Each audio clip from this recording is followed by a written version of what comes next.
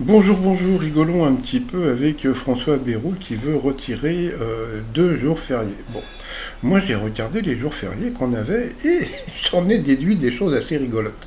Et oui, parce qu'en fin de compte, quand tu regardes, il y a 11 jours fériés, d'accord? Bon, le 1er janvier, d'abord, ça devrait s'appeler le jour où tu cuves ton vin parce que la veille, tu t'es saoulé la gueule. Bon, ça, normalement, tu te le gardes. Le 1er mai, on touche pas, c'est la fête du travail. Le 8 mai, ouh, tu touches pas 8 mai, attends, Libération, les nazis, Hitler, attends, ça a existé ce truc-là. Hein. 14 juillet, fête nat, on touche pas. 11 novembre, on touche pas. Ah bah non, quand tu penses à tous les gens qui sont morts pour la France pendant la guerre de 14-18, faut pas les oublier. Après, tu as les jours religieux. Et c'est là où je trouve ça assez rigolo, parce qu'en France, tu as énormément de gens qui sont athées. Ça veut dire quoi, ils sont athées? Ça veut dire qu'ils ne believe pas in God.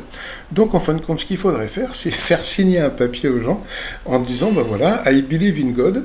Donc, bon, voilà, donc je fais l'ascension, je fais la Pentecôte, je fais l'ascension, et je fais la Toussaint, etc. Donc, et si tu believe pas in God, eh ben non, tu vas bosser.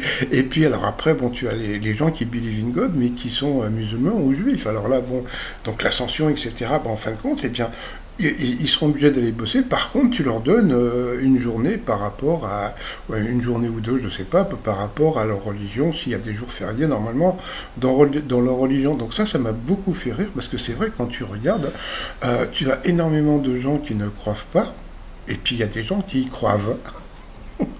Et c'est là où je reviens à ma façon de parler, parce qu'il y a beaucoup de gens qui n'aiment pas quand je dis vous croivent. Bah, c'est vrai que d'un côté, vous avez beaucoup de gens qui croivent, et puis d'autres gens qui croivent pas. Donc pour les gens qui croivent pas, il faut signer un papier, I believe ou I believe pas. Voilà. Bon, bah, c'était mon côté MDR de la matinée.